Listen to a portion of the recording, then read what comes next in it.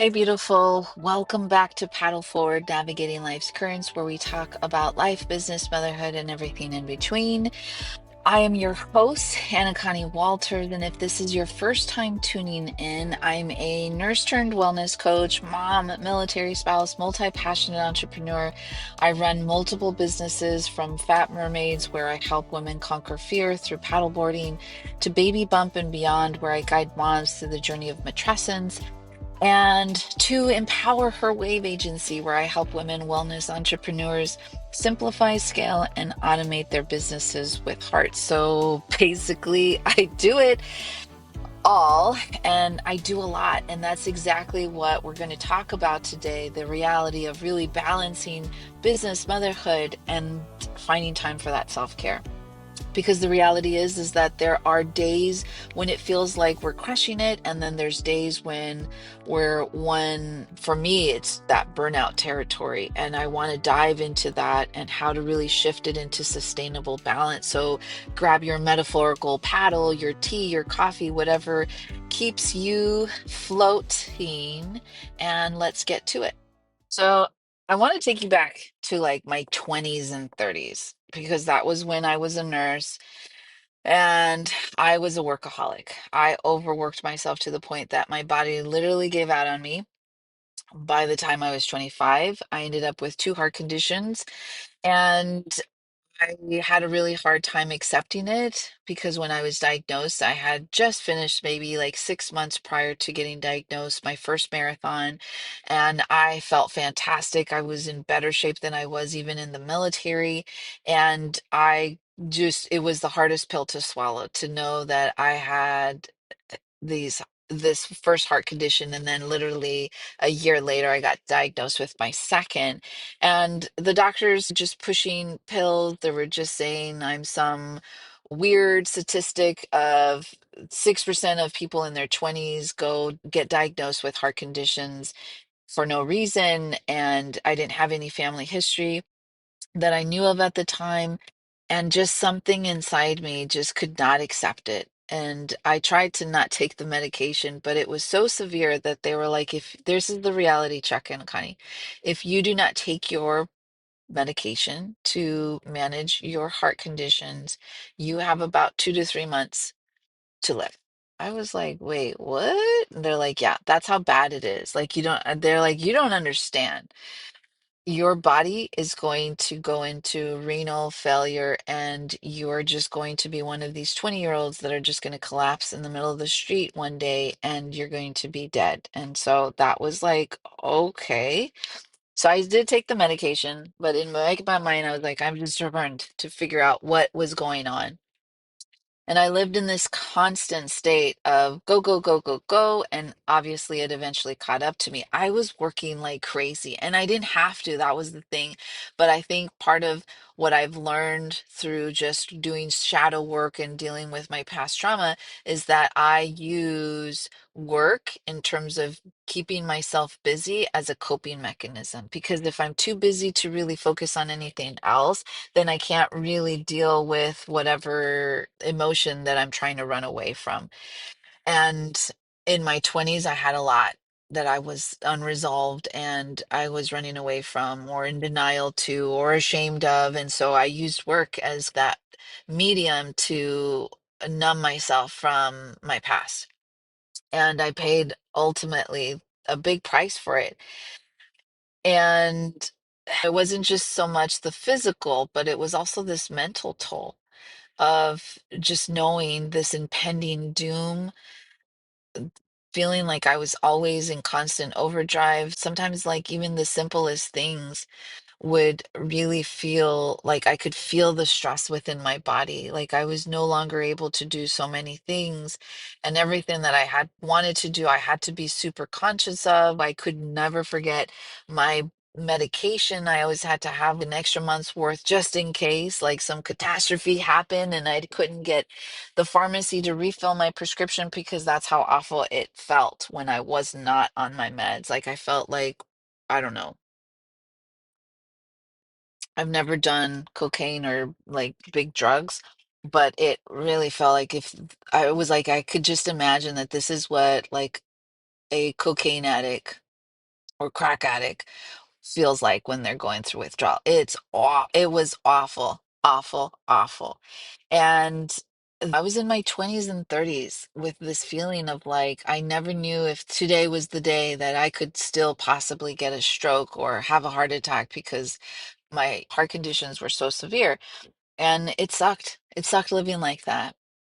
And so as I became a mom, it really everything shifted. And this shift of my responsibilities and managing my time, and it really started to feel like I was always in overdrive because I was like cooking and cooking dinner and folding laundry, and everything just started to feel like this impossible task.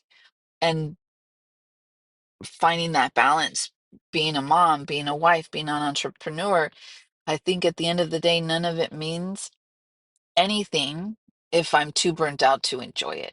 And I think that is the real takeaway that I've learned in life. And so if you're listening to me and you're feeling that creeping overwhelm, I see you feeling, I was there. I was you. And I want you to ask yourself, what can you let go of right now to give yourself more space?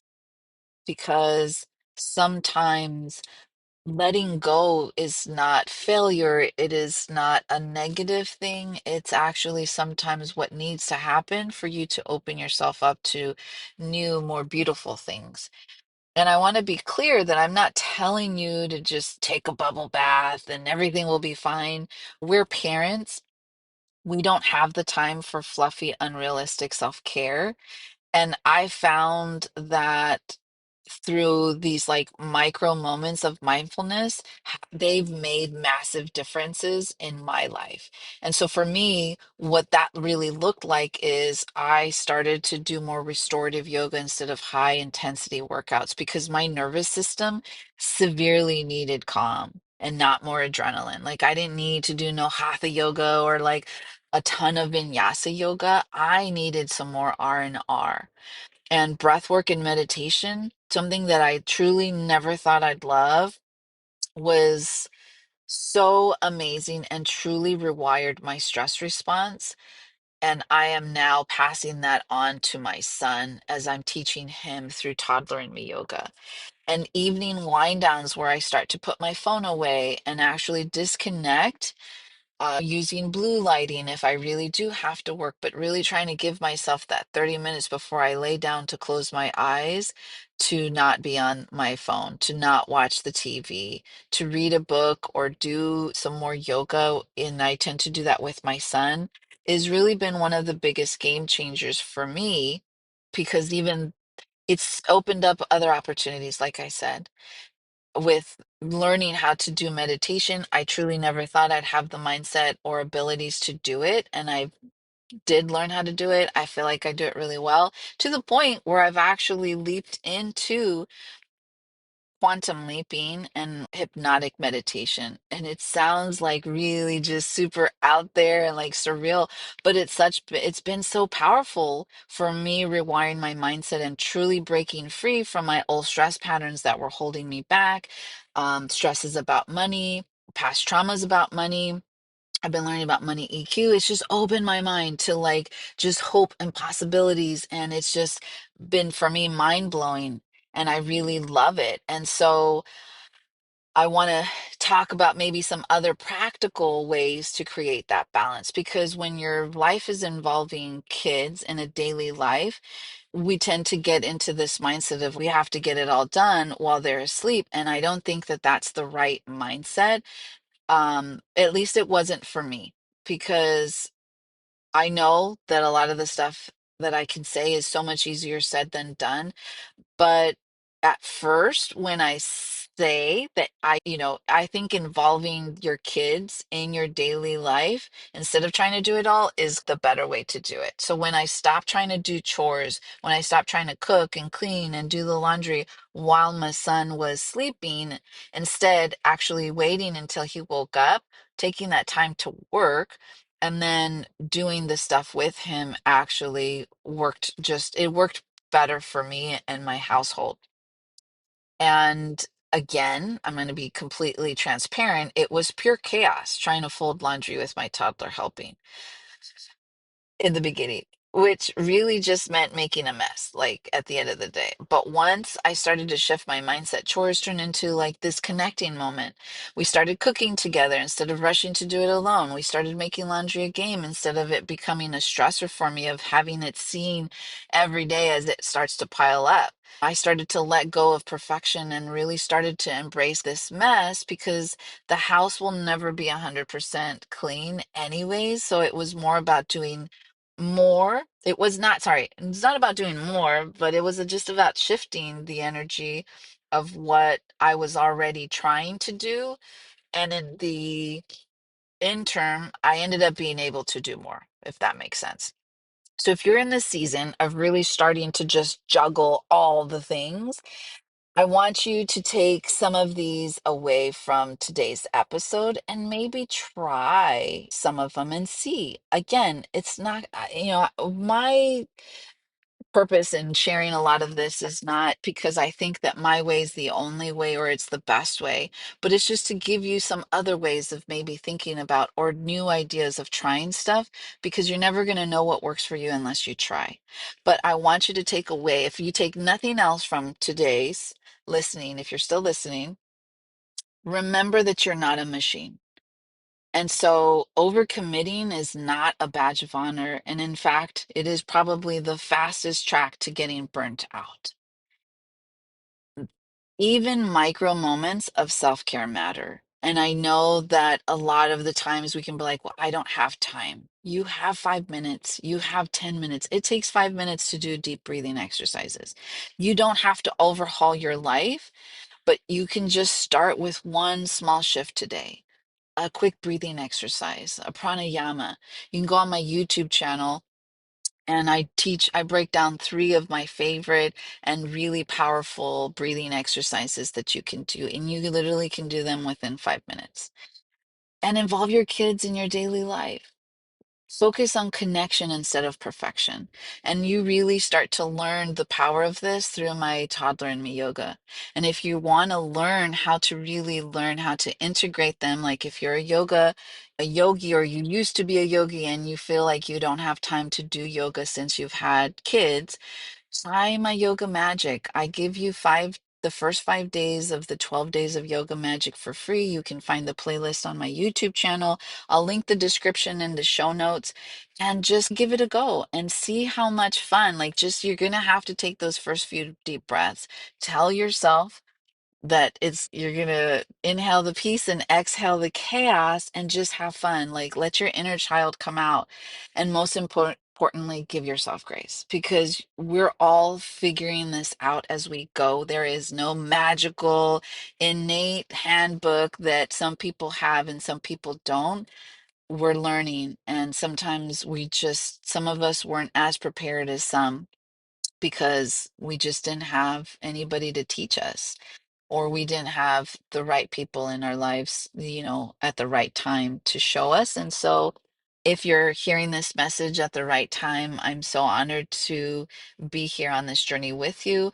I'd love to hear from you and start to just get to know what your biggest struggle when it comes to balancing whether it's business and motherhood, or just business and spousehood, or just business, self-care, motherhood, self-care, parenthood, self-care, whatever it is, a combination of all three or just two. And you can comment on the show. You can DM me on Instagram at Anacani Walters, or you can tag me in your stories if you're listening to the episode. And of course, if this episode resonated with you, please leave a review. It just helps more women find this podcast to join our community, and I hope that this just helped, even if it's just a little bit. And that's it for today, my friends. I know I've been MIA, but keep paddling forward as I am. Life's currents may be unpredictable, but you are so strong and so enough to navigate them. So stay beautiful, stay you, keep paddling forward, and I will catch you in the next episode.